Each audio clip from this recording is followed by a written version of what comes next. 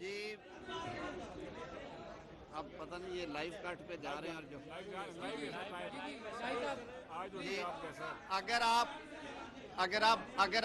اگر آپ موقع دیں گے تو بات کریں گے، ورنہ اٹارنی جنرل صاحب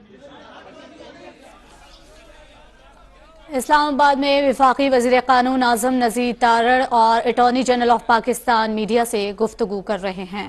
اچھا بات ایک سیکنڈ تھوڑی سی، آپ میرا قیوم صدیقی صاحب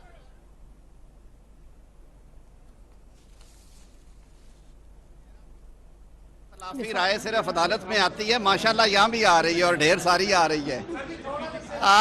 آج میرے خیال میں جو آئینی اور قانونی بات ہے وہی ہونی چاہیے، اور اس کے لیے سب سے زیادہ مناسب ہے کہ اٹارنی جنرل صاحب کیونکہ اس کیس میں موجود تھے اور فیصلہ بھی سنا انہوں نے اندر بیٹھ کے، تو اٹارنی جنرل صاحب اگر رائے دیں تو پھر میں آپ کے سوالات کے لیے دیکھیں جی، بڑی ایکسپیڈیشس پروسیڈنگ ہوئی، کارروائی ہوئی، آپ سب لوگ فالو کر رہے ہیں۔ ہم نے اپریشیٹ کیا، ہم نے پورا تعاون بھی کیا، کسی وکیل نے کوئی ٹائم نہیں مانگا، کوئی ڈیٹ نہیں مانگی، جس طرح فاضل عدالت نے چاہا پروسیڈنگ چلی آپ کے سامنے پرسوں 2 بجے سے لے کر 6 بجے تک، اور کل صبح 9:30 سے لے کر پھر 6 بجے تک۔ ہم appreciate the hard work put in by all the parties, اور فاضل عدالت کا بھی اس اہم موضوع پر جو انہوں نے اتنا ٹائم دیا۔ فیکٹس جو آبویسلی سب کے سامنے ہیں، کیس شروع ہوا تھا 9 ممبر بینچ سے، اینڈ وہ پروگیٹو ہے آنریبل چیف جسٹس صاحب کا، انہوں نے 9 ممبر بینچ بنایا، پھر کچھ اور معاملات ہوئے تو ایونچولی 5 ممبر بینچ جب بنا منڈے کو ہمیں پتہ چلا، تو اس میں 2 فاضل جو جج صاحبان ہیں، جسٹس یحییٰ آفریدی صاحب اور جسٹس اطہر من اللہ صاحب، انہوں نے دراصل 23 فروری کو ہی اپنے تحریری نوٹ میں ان دونوں پٹیشنز کو ڈسمس کر دیا، اور باقی جو 9 ممبران نے واپس میٹر بھیجا to the honourable chief justice, تو 5 ممبر بینچ بنا۔ اب آج جو فیصلہ آیا ہے اس میں جو 5 ممبر بینچ میں 3 جج صاحبان، آنریبل چیف جسٹس آنریبل منیب اختر صاحب اور آنریبل محمد علی مظہر صاحب، انہوں نے ایک فیصلے کو دیا اور انہوں نے سائن کیا۔ 2 جو معزز جج صاحبان ہیں، جسٹس منصور علی شاہ صاحب اور جسٹس مندوخیل صاحب، انہوں نے ایک فیصلے کو سائن کیا۔ لیکن جو غور کرنے والی بات ہے، جب ہمارے پاس ریٹن آرڈر آیا اصل میں کچھ دیر پہلے ہی، تو میں پیرا 2 پڑھنا چاہوں گا جو جسٹس منصور علی شاہ صاحب کے نوٹ کا ہے۔ وہ یہ کہتے ہیں، وی therefore agree with the orders dated 23/2/2023 passed by our learned brothers Yahya Afridi and Athar Manila J, and dismiss the present constitution petitions and drop the suo motu proceedings۔ یہ بات ویسے عدالت میں بھی جب چیف جسٹس نے order پڑھا تھا تو سنائی گئی تھی، لیکن جو فٹ نوٹ ہے وہ عدالت میں نہیں پڑھا گیا، وہ میں پڑھنا چاہتا ہوں، اور وہ بڑا معنی خیز ہے۔ فٹ نوٹ یہ کہتا ہے، initially a 9-member bench heard this matter. The aforementioned 2 honorable judges decided the matter by dismissing the said petitions. Later on, 2 other honorable judges disassociated themselves from the bench for personal reasons, and as the 2 aforementioned judges had dismissed the matter, the bench was reconstituted into a 5-member bench by order dated 27/2/2023. The decisions of the aforementioned 2 honorable judges dated 23/2/2023 form part of the record of the case. That means کہ اس case کے record میں 5 نہیں 7 معزز جج صاحبان کے فیصلے موجود ہیں۔ اس میں سے 2 معزز جج صاحبان نے 23/2 کو ان پٹیشنز کو ڈسمس کیا، آج 2 معزز جج صاحبان نے پھر پٹیشن کو ڈسمس کیا، تو 4 معزز جج صاحبان نے پٹیشن کو ڈسمس کیا، 3 معزز جج صاحبان نے پٹیشن کو مینٹینیبل قرار دیا۔ یہ صورتحال ہے، and this is the situation. اب آگے اس پر جو بھی پروسیڈ ہوتی ہے، ون بائی ون جی نہیں سر، ایسے نہیں، قیوم صدیقی صاحب کے بعد لے لو 1 منٹ۔ پہلا میں یہ سوال کا جواب دے دوں، میرے خیال میں اس میں ریویو والی بات نہیں ہے، اس لیے نہیں ہے کہ فیصلہ جب بہت واضح ہو اور اس میں ابہام نہ ہو، یہ کوئی ہار جیت والا ویسے بھی کیس نہیں تھا کہ کسی کی اہلیت اور نااہلیت کا کیس ہے، کسی کی کوالیفیکیشن ڈسکوالیفیکیشن ڈسکس ہو رہی ہے۔ ये एक आइनी नुक्ता आया और उस आइनी नुक्ते की मेंटेनेबिलिटी के ऊपर पहले बहस छिड़ी और उस बहस के नतीजे में दो बातें सामने आई कि जिन दो मोअज़्ज़ज़ जज साहिबान ने अपना माइंड डिस्क्लोज़ कर दिया था इस मामले को रेफ़र करते हुए, उनके ऊपर एतराज़ उठाया गया कुछ जमातों के वकला की तरफ से और पाकिस्तान बार काउंसिल की तरफ से जो वकला तंजीम है। उन दो जज साहिबान ने अल्टीमेटली रज़ाकाराना तौर पे अपने आप को बेंच से अलग कर लिया, रिक्यूज़ कर लिया। मैं समझता हूँ कि उनका ये फ़ैसला साहिब था, क्योंकि कहते हैं कि इंसाफ होता हुआ नज़र आना चाहिए और उसकी कोई बैकग्राउंड भी और हिस्ट्री भी थी उन दो जज साहिबान के हवाले से। अब 7 जज साहिबान में से 2 जज साहिबान 23 तारीख को अपना फ़ैसला दे के दस्तखत कर चुके। उन्होंने कहा कि हम इन पिटीशंस को मेंटेनेबिलिटी की बुनियाद पर ख़ारिज करते हैं, ये काबिल समात नहीं हैं। सुओ मोटो का इख्तियार भी इस केस में इसलिए इस्तेमाल नहीं होना चाहिए कि मामला हाई कोर्ट्स में पेंडिंग है और 184(3) की जो सुप्रीम कोर्ट की अदालत उज़्मा की पावर्स हैं उनके बारे में भी उन्होंने ये राय दे दी। आज जब फैसला आया 5 रुकनी बेंच का, चीफ जस्टिस साहब ने इस अरसे में ये मुनासिब समझा कि वो 2 जज साहिबान क्योंकि अपनी फ़ाइनल ओपिनियन दे चुके हैं, वो फर्दर इस मामले में नहीं बैठना उनका मुनासिब, सो लिहाजा उन्होंने जो दीगर 5 जज साहिबान थे उनको बेंच का हिस्सा बनाया और उनके सामने केस आर्ग्यू हुआ। आज के फ़ैसले में 3 जज साहिबान ने कहा कि ये प्रोसीडिंग्स मेंटेनेबल हैं और उसमें उन्होंने मज़ीद 1-2 चीज़ें लिखी जो अटॉर्नी जनरल साहब ने आर्ग्यू कल की थी कि एक तो जो आइन का आर्टिकल 254 है जो कि ये कहता है कि अगर आइन के तहत किसी चीज़ को एक मुकर्ररा वक्त में होना है और वो चीज़ उस मुकर्ररा वक्त में नहीं हो सकी, वो एक्शन नहीं हुआ, तो इस वजह से वो गैर आइनी नहीं होगा कि उस टाइम फ्रेम में, यानी कि इंतखाबात 90 दिन में नहीं हुए। आज उन्होंने ग्राउंड रियलिटीज़ देखते हुए उन 3 जज साहिबान ने भी कहा कि गवर्नर और ECP या सदर और ECP मुशावरत से डेट दे और कोशिश करे कि वो 90 रोज़ तो अब गुजर जाएंगे, वो जो ओरिजिनल 90 रोज़ थे, यानी कि वो जो 15 अप्रैल के अंदर थे, लेकिन अर्लीस्ट पॉसिबल जहाँ पे इंतखाबात हो सकते हैं मुशावरत के बाद वो कोशिश करे। इसमें कोई दूसरी राय नहीं है, लोगों की भी ये राय है। हम भी समझते हैं कि अगर हालात साजगार हों, अगर इंतखाबात इंसानी जानों से ज़्यादा कीमती हैं या अगर मुल्की हालात इजाज़त दे रहे हैं तो 30, 40, 50 दिन में हो, अगर वो 80, 90 दिन में होने हैं तो ये डिस्क्रेशन भी आइन देता है इलेक्शन कमीशन और बाकी स्टेक होल्डर्स को। इस बहस को छोड़ देते हैं। आज की बहुत क्लियर जजमेंट है। 2 मुअज़्ज़ज़ जज साहिबान ने कहा कि हम एग्री करते हैं जो फैसला 23 फरवरी को 2 दीगर अरकान जस्टिस याहिया अफरीदी साहब और जस्टिस अतर बिनिल्लाह साहब ने तहरीर की है अपने नोट्स कि ये पिटीशंस मेंटेनेबल नहीं है, ये काबिल समात नहीं हैं। और साथ उन्होंने कहा कि हम ये भी समझते हैं कि वो जो 2 जज साहिबान के फैसला जात हैं वो आज के इस फाइनल ऑर्डर का हिस्सा हैं। तो मेरे ख्याल में इसके बाद ना रिव्यू की ज़रूरत है, ना फर्दर तशरीह की ज़रूरत है। मैंने अपना ज़ाती मौक़िफ़ दिया था। अब मैं समझता हूँ कि अटॉर्नी जनरल साहब की राय आने के बाद और इस ऑर्डर को पढ़ने के बाद हमारा मौक़िफ़ ये है कि ये पिटीशंस 4-3 से मुस्तरद हो गई हैं। 4 मुअज़्ज़ज़ जज साहिबान वो लिखते हैं कि ये काबिल समात नहीं है।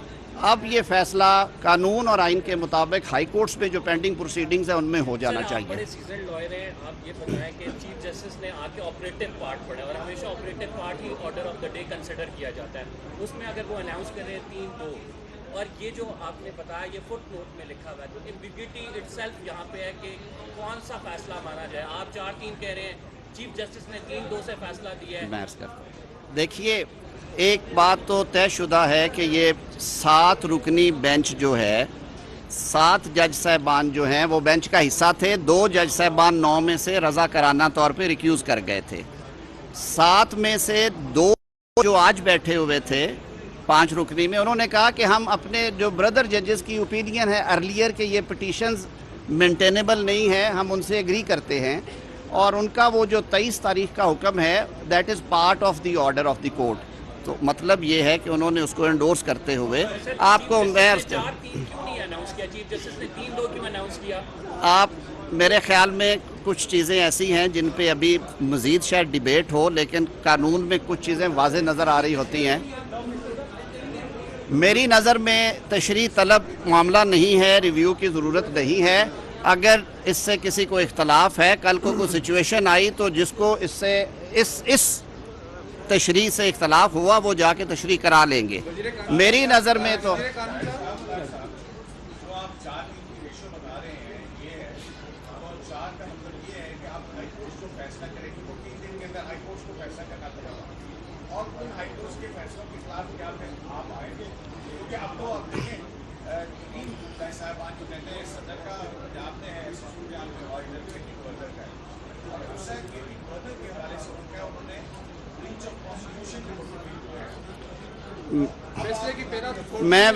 میں بڑے ادب سے عرض کروں گا کہ سب سے زیادہ جو بریچ آف کانسٹیٹیوشن کی ہے وہ صدر مملکت نے معذرت سے کی ہے، جنہوں نے ایک فیصلہ کر کے تھوپ کے اور پھر اسے واپس لیا، اور ان کے وکیل صاحب نے اعلیٰ ظرفی کا مظاہرہ کرتے ہوئے عدالت میں کہا کہ میرے موکل جن کی میں نمائندگی کر رہا ہوں انہوں نے اپنے اختیارات سے تجاوز کیا.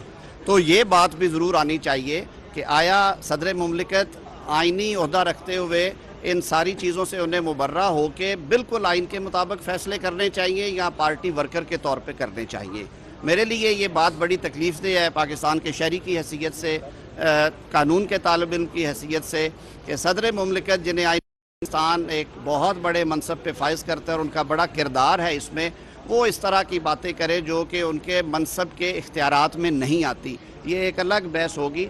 آپ نے کہا کہ ہائی کورٹس، دیکھیے ابھی یہ فیصلہ آ گیا ہے، اب ہائی کورٹس میں درخواستیں خارج نہیں ہوئیں ابھی تک، دونوں ہائی کورٹس میں پینڈنگ ہے. پشاور ہائی کورٹ میں معاملہ زیر تنقیح ہے، لاہور ہائی کورٹ میں انٹرا کورٹ اپیلز موجود ہیں.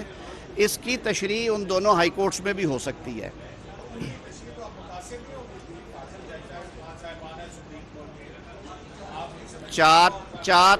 چار فاضل جج صاحبان ہی نے کہا ہے کہ آپ اس کا فیصلہ کریں، ہائی کورٹ سے اس کا فیصلہ کریں.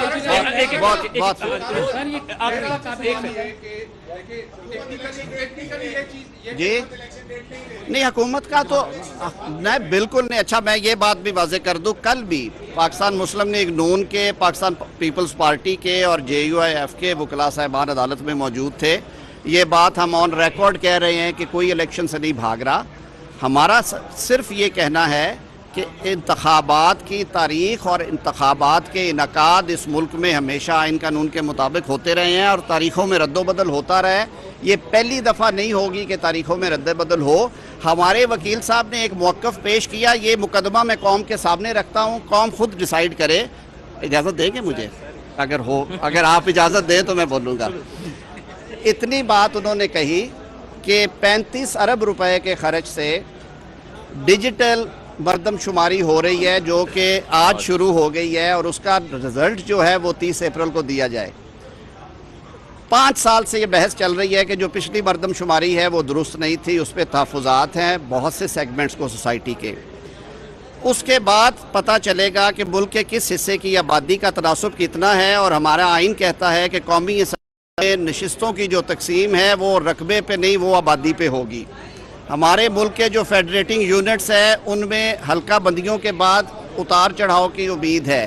صوبوں کے اندر بھی پنجاب میں آپ کو پتہ ہے کہ سرائکی صوبہ یا ملتان صوبے کے بارے میں لوگ کہتے ہیں کہ جی ساؤتھ پنجاب میں وہ فنڈز نہیں جاتے، اور فنڈز کی تقسیم بھی آبادی کے تناسب سے ہوتی ہے، ریپرزنٹیشن بھی. آج پنجاب میں آپ الیکشنز کرا رہے ہیں سینسس سے پہلے، قومی اسمبلی جائے گی سینسس کے بعد اکتوبر میں. تو یہ ایک تو سب سے بڑا کانفلکٹ یہ آئے گا کہ جہاں پہ آبادی کا تناسب کم یا زیادہ ہو گیا وہاں پہ قومی اسمبلی کی سیٹیں اور تناسب میں فرق پڑے گا. صوبے کے ایک ایک حلقے کے اوپر ساری فارمیشن چینج ہو جائے گی. دوسرا صدیقی صاحب، دوسری بات میں 254 صدیقی صاحب ذرا 1 منٹ مجھے دیں. دوسری بات یہ ہے کہ ہم نے تاریخ سے سبق سیکھا. 1977 کے انتخابات پاکستان پیپلز پارٹی جیت جاتی اگر نگران حکومتوں کے ساتھ تو شاید وہاں پہ تحریکیں نہ چلتی اور مارشل لاء مسلط نہ ہوتا. 1997 کے انتخابات پہ جب پوری مسلم لیگ نون نے 2/3 لی، لوگوں نے انگلیاں اٹھائیں، اس کے باوجود کہ عوام کا فیصلہ تھا. 2002 مشرف صاحب نے LFO پہ کرایا، مرضی کے لوگ اپوائنٹ کر کے. 18ویں ترمیم میں پاکستان بھر کی سیاسی جماعتیں جن میں تحریک انصاف بھی شامل تھی 224 انٹروڈیوس کروا کے ایک میکنزم فراہم کیا کہ آپ نگران حکومتوں کے ساتھ انتخابات کرائیں. اب آج 2 صوبوں میں سیاسی حکومتیں قائم ہو جائیں گی. کوئی آئین اور قانون یہ اجازت نہیں دے گا، نہ دیتا ہے کہ ان حکومتوں کو قومی اسمبلی کے انتخابات کے لیے سسپینڈ کر دیا جائے اور وہاں پہ لیول پلینگ فیلڈ ہو سکتا ہے وہاں پہ مسلم لیگ نون کی پنجاب میں حکومت ہو سکتا ہے کسی اور جماعت کی ہو. سر یہ تماشا چلتا رہے گا. 8 مہینے ہم اس پروسیس میں رہیں گے اور پھر انگلیاں اٹھیں گی. Let election commission and other stakeholders decide کہ انہوں نے دیکھیے یہ الیکشن کمیشن کو ان سارے فیکٹرز کو دیکھ کے یہ چیز بھی طے کرنی ہے. میں نہیں کہتا کہ سر ای سی پی کو آپ کیا مشورہ دیں گے؟ جی تارڑ صاحب ای سی پی کو کیا مشورہ دیں گے؟ کہ فوری طور پر الیکشن کمیشن صدر کے ساتھ ایڈوائز کرے اور تمام اتھارٹیز کو یہ ہدایت کی ہے کہ الیکشن کمیشن کی مدد کرے.